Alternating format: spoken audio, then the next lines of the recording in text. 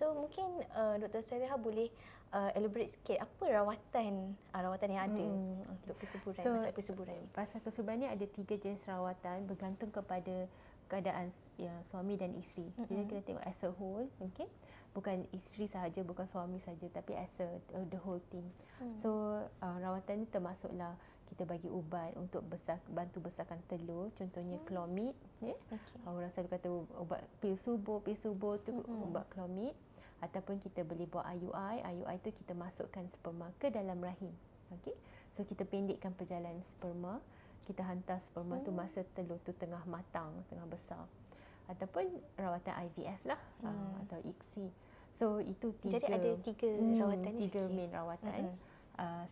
Setiap rawatan dia ada pros and cons, ada side effect, ada juga yang side effectnya kurang, ada side effectnya lebih, dan juga tak semestinya kena buat Clomid dulu, IUI baru IVF. Kadang-kadang terus je ke IVF. Contohnya kalau bacaan sperma tak memuaskan. Kalau macam Clomid, kalau ikutkan antara tiga ni, Clomid lah paling murah dan paling simple lah kan? Paling simple. Clomid yang paling simple. Kebanyakan wanita yang ambil Clomid adalah mereka yang ada masalah telur tu lambat besar. Contohnya telur tak matang dalam situasi wanita yang PCOS. Tu antara yang kita selalu bagi, dan usually kita akan buat ni pada mereka yang berusia mungkin kurang daripada 35 tahun, bagi mereka yang tak pernah buat rawatan lagi, dan yang ada isu dari segi cycle mereka panjang, telur lambat besar, wanita yang PCOS kita bantu besarkan telur. Untuk rawatan IUI adalah basically kita macam in between Clomid dengan IVF. So kita bantu besarkan telur dengan ubat makan dan juga ubat injection sedikit, dos dia tak setinggi IVF. So itu yang kita buat. Sebenarnya IUI ni lebih kepada mereka yang ada masalah seksual. Contohnya tak boleh nak bersama secara secara natural, contohnya ada masalah erectile dysfunction, ataupun ada masalah vaginismus contohnya, jangkitan di vagina. So itu antara yang kita buat untuk IUI. Tapi IVF ni lebih kepada mereka yang ada masalah tube block, ataupun masalah sperma, bilangan dia kurang atau tidak bergerak dengan sebaiknya, ataupun bilangan telur dah kurang contohnya. So itu yang kita tengok. Ataupun bagi mereka yang dah buat Clomid, dah buat IUI tak berjaya, kita buat IVF. Ramai yang ingat, kita buat Clomid dulu, lepas tu buat IUI, lepas tu buat IVF. Tak juga. Kalau tube block, memang kita akan terus ke IVF. Terus ke IVF. Ya, sebab tube je. Ini kalau tube yang sebelah sahaja block atau dua-dua belah? Selalunya kalau dua-dua belah block, kita terus je ke IVF. Kalau sebelah saja tube yang block, mungkin kita boleh try buat IUI ataupun Clomid, tapi kena make sure telur yang besar tu adalah telur yang bahagian tube masih berfungsi.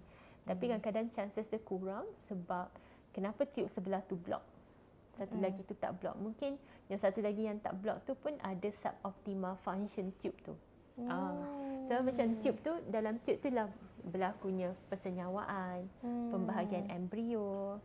So kat situlah embrio develop, kat situlah first kali sperma berjumpa dengan telur.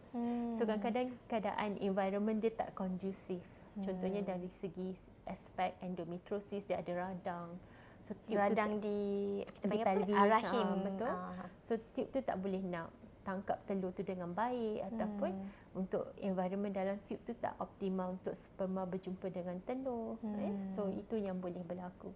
So kadang-kadang walaupun sebelah tube dah block, kita might go straight to IVF juga.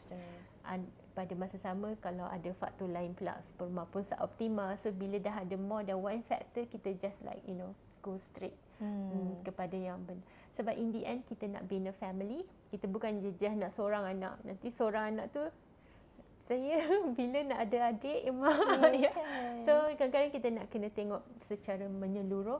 So kalau kita buat IVF, kita ada extra embrio yang kita boleh simpan 10 tahun. So you can build a family with the same batch. Jadi automatik bila buat IVF tu memang akan ada, memang akan disimpan extra kalau ada telur. Extra.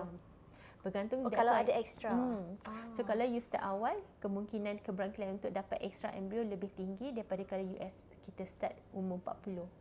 Contohnya kalau kita umur 40, telur kita kurang. Mungkin ada 5 telur kita dapat. Daripada 5, mungkin 4 bersenyawa. Daripada 4 bersenyawa, mungkin kita dapat 1 je blastosis. Jadi kita tak boleh nak simpan. Yang itu yang kita boleh masukkan. Tapi kalau kita start pada usia 30-an, 32, 33, so kita dapat banyak sikit telur, dapat 10, 12 telur. So in the end kita mungkin dapat 3 atau 4 embrio. So satu kita masuk, lagi 3 tu anak nombor 2 punya. So then by the time kita dah bersalin, akan makan masa at least 2 tahun. Kalau kita menyusu, so by the time kita datang balik, mungkin usia kita dah 35. Kalau kita start 35, kita dah 37. So by that time telur lagi kurang. Telur lagi kurang, yelah. Tapi kalau kita ada blastosis yang kita simpankan tu, kita boleh ambil, kita masukkan je.